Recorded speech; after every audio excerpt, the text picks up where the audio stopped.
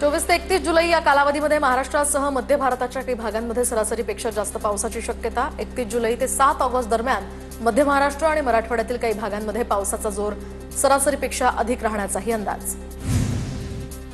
भुसावळच्या हतनूर धरणाच्या 4 दरवाजांमधून विसर्ग सुरू। तापी नदी पात्रामध्ये 3955 क्युसेकने विसर्ग। नदीकाठच्या नागरिकांना सतर्कतेचा इशारा। गोंदिया जिल्ह्यामध्ये 4 दिवसांच्या विश्रांतीनंतर पुन्हा पावसाची हजेरी। पावसामुळे नागरिकांसह शेतकऱ्यांना दिलासा। रत्नागिरीमध्ये पावसाळ्यामुळे धबधबे प्रवाहित। रत्नागिरीतला पांदवल धबधबा पाहण्यासाठी पर्यटकांची गर्दी। फेसाळणारे धबधबे पर्यटकांसाठी आकर्षण। पर्यटकांचं आकर्षण असलेला सिंधुदुर्गातील सावडाव धबधबा पर्यटकांच्या गर्दीने फुलला। 20 ते 25 फुटांवरून कोसळतो सावडाव धबधबा। सुट्टीमुळे पर्यटकांची मोठी गर्दी। नाशिक जिल्ह्यातील अनेक धबधबेही प्रवाहित, तर भावली धबधबा परिसरात पर्यटकांची गर्दी। पर्यटकांनी लुटला नृत्याचाही आनंद। अकोला शहराला पाणीपुरवठा करणाऱ्या महान धरणामध्ये 30% पाणीसाठा। अकोला या शहराच्या पिण्याच्या पाण्याची समस्या आता मिटली। मराठवाड्यातील शेतकऱ्यांवर सध्या दुबार पेरणीचं संकट। 1.5 महिन्यांपासून पावसानं दडी मारल्यामुळे बळीराजा अडचणीत। मराठवाड्यातील 34 लाख हेक्टर क्षेत्रावर दुबार पेरणीचं संकट। तर पाऊस नसल्यामुळे बीड जिल्ह्यातील शेतकरी राहुल सुरवसे यांनी शेतकऱ्यानं 4 एकर कपाशीवर नांगर फिरवला। पावसाअभावी पिकाची वाढच खुंटल्यामुळे नांगर फिरवण्याची या शेतकऱ्यांवर वेळ। जळगावमधील तोंडापूर मध्यम प्रकल्पामध्ये 20% पाणीसाठा। प्रकल्प कोरडा होण्याच्या मार्गावर। तोंडापूर परिसरामध्ये पाणी टंचाईची भीषण परिस्थिती। धुळे जिल्ह्यातील 12 मध्यम जल प्रकल्पांपैकी 6 मध्यम प्रकल्पांमध्ये 50%पेक्षा कमी जलसाठा। लघु प्रकल्पांमध्ये 29% जलसाठा। तर जोरदार पाऊस न झाल्यास पाणी टंचाईची भीषण परिस्थिती उद्भवण्याचीही शक्यता। चाळीसगाव तालुक्यातील धरणांमध्ये फक्त मृत पाणीसाठा शिल्लक। दमदार पावसाची अजूनही प्रतीक्षा। तर मन्याड धरणामध्ये केवळ 12% पाणीसाठा। गेल्या 20 दिवसांपासून पावसाची या परिसरात दडी। तर वाशिमच्या रिसोड तालुक्यामध्ये सुद्धा कपाशीच्या बोगस बियाण्यांमुळे शेतकऱ्यांची सध्या फसवणूक। 25 दिवसातच पिकाची वाढ थांबली। उत्पादनात घट होण्याची यामुळे शक्यता। नाशिकच्या पूर्व भागामध्ये पावसाची दडी। पावसाअभावी खरीपाची पिकं धोक्यात। दुबार पेरणीचं बळीराजावर संकट। लातूर जिल्ह्यातल्या निलंगा तालुक्यातील साकोळ भागामध्ये हरणांच्या कळपाकडून पिकांचं मोठं नुकसान। पिकं फस्त करून टाकत असल्यामुळे शेतकरी त्रस्त।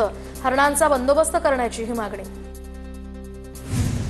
परभणीच्या धारोड शिवारामध्ये वन्य प्राण्यांचा हैदोस। तर वन्य प्राण्यांकडून पिकांची मोठ्या प्रमाणात नासधूस। वन्य प्राण्यांचा वनविभागानं बंदोबस्त करावा, शेतकऱ्यांची मागणी। नांदेडमध्ये 20 दिवसांपासून पावसानं दांडी मारली आहे। दरम्यान सोयाबीनची पिकं सुकण्यास सुरुवात। खरीपाची पिकं धोक्यात आल्यामुळे शेतकरी चिंतेत। परभणीमध्ये शेतकऱ्यांवर दुबार पेरणीचं संकट। शेतकरी अडचणीत। खरीप पिकांना पावसाची अजूनही प्रतीक्षाच। हिंगोली जिल्ह्यामध्ये मोठ्या प्रमाणात पावसाची शेतकऱ्यांना प्रतीक्षा। पाऊस न झाल्यास पिकांवर नांगर फिरवावा लागणार असल्यामुळे शेतकरी सध्या आर्थिक संकटात। चंद्रपुरात जिल्हा परिषदेच्या नवीन इमारतीसाठी 100 वृक्षांची कत्तल। जुन्या इमारतीजवळ 2 एकर जागा शिल्लक असताना सुद्धा नवीन ठिकाणी वृक्षांची कत्तल करून इमारत बांधण्याचा प्रशासनाचा घाट। पुण्यातल्या शिखर बँक थेट सोसायट्यांना कर्ज देणार। सावकारी जाचातनं बळीराजाची सुटका करण्यासाठी निर्णय। प्रशासक विद्याधर अनासकर यांची माहिती। शेतकऱ्यांनाही मोठा दिलासा। इंदापुरात मंत्री दत्तात्रय भरणे यांचा अंथुर्णे या ठिकाणी निवासस्थानी जनता दरबार। तर नागरिकांच्या समस्या सोडवण्यासाठी दरबाराचं आयोजन। प्रश्न सुटल्यामुळे नागरिकांमध्ये समाधानाचं वातावरण। कोल्हापुरात काँग्रेस आणि सतेज पाटलांना आणखी एक धक्का बसणार। माजी आमदार PN पाटील यांचे पुत्र राहुल पाटील राष्ट्रवादीच्या वाटेवर असल्याची चर्चा। राहुल पाटलांच्या पक्षप्रवेशासंदर्भात अजित पवारांसोबत प्राथमिक चर्चा झाल्याची सुद्धा माहिती। गोंदिया जिल्हा मध्यवर्ती बँकेच्या अध्यक्षपदी माजी आमदार राजेंद्र जैन यांची पुन्हा निवड। तर उपाध्यक्षपदी माजी आमदार भेरसिंग नागपुरे यांची वर्णी। न्याय मिळत नाही तोवर लढत राहणार। रुग्णालयामध्ये उपचार घेताना माझ्या विरोधात गुन्हा दाखल केला। महिनाभरात आरोपीला अटक करा। महादेव मुंडे हत्या प्रकरणावरून ज्ञानेश्वरी मुंडेंची मागणी।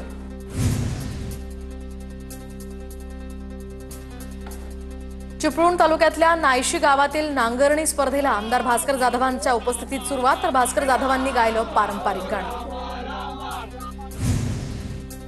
पंढरपूरला गेलेली संत मुक्ताईंची पालखी आता 29 जुलैला मुक्ताईनगरमध्ये येणार। 32 जुलैला निघणार भव्य मिरवणूक। परतवारीच्या आगमनानिमित्त भव्य वारकरी सांप्रदायिक दिंडी स्पर्धेचंही आयोजन। संत सावता माळींच्या भेटीसाठी पंढरपुरातनं विठ्ठलाच्या पादुकांच्या पालखीचं आरणकडे प्रस्थान। पंढरपूर ते आरण पायी पालखी सोहळा। दरम्यान आमदार अभिजित पाटील पालखी सोहळ्यामध्ये सहभागी। कोकणात गणपतीसाठी येणाऱ्या गणेश भक्तांसाठी आनंदाची बातमी। गणेशोत्सवासाठी कोकण रेल्वे मार्गावर 22 ऑगस्ट पासून 6 विशेष गाड्या धावणार, तर कोकण रेल्वे मार्गावरील नियमित गाड्यांचं आरक्षणही फुल। गणेशोत्सवासाठी एसटी महामंडळाकडून जास्तीच्या गाड्या सोडल्या जाणार। मुंबई, ठाणे, पालघर अशा ठिकाणाहून 5000 एसटी बसेस सोडल्या जाणार। इगतपुरी इथल्या भारताचा युवा पॉवर लिफ्टर हर्ष व्यासचं आशियन पॉवर लिफ्टिंग अजिंक्यपद स्पर्धेमध्ये यश। भारतासाठी 2 सुवर्ण पदकांची कमाई। जागतिक अजिंक्यपद स्पर्धेसाठी झाली निवड। हिंदीच्या मुद्द्यावरून नवी मुंबईमध्ये मनसेची बॅनरबाजी, तर महाराष्ट्र में रहना होगा तो मराठी सीखना होगा असा बॅनरवर उल्लेख।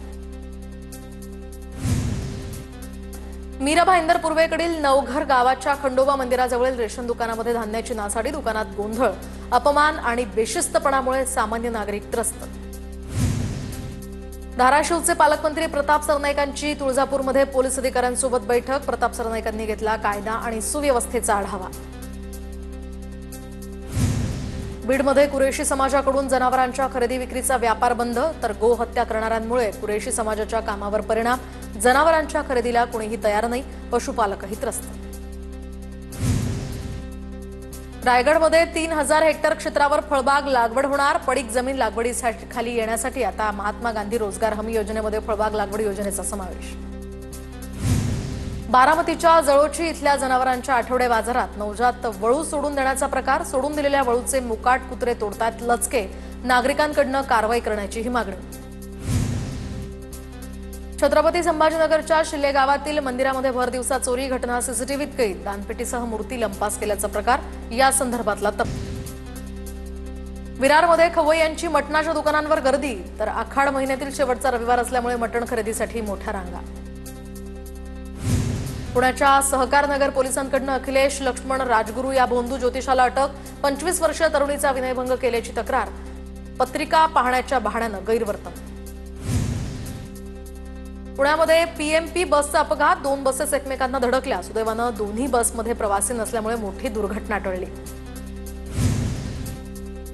पुण्यातील गोखले नगर भागामध्ये पुन्हा गाड्यांची तोडफोड करत दहशत माजवण्याचा प्रयत्न। 3 आरोपींकडून दुचाकी गाड्यांची तोडफोड। दिवा ते सीएसएमटी लोकल आणि फास्ट लोकलला दिव्यामध्ये थांबा देण्याची मागणी, तर अश्विनी केंद्रेंचं धरणे आंदोलन। रेल्वे प्रशासनाच्या निष्क्रियतेवर संताप। एल्गार मोर्चा काढून रेल रोकोचा इशारा। जुन्नर तालुक्यातील नाणेघाट परिसरामध्ये पोलिसांकडून पर्यटकांच्या वाहनांची तपासणी। मद्यप्राशन करून हुल्लडबाजी करणाऱ्यांवर पोलिसांची नजर।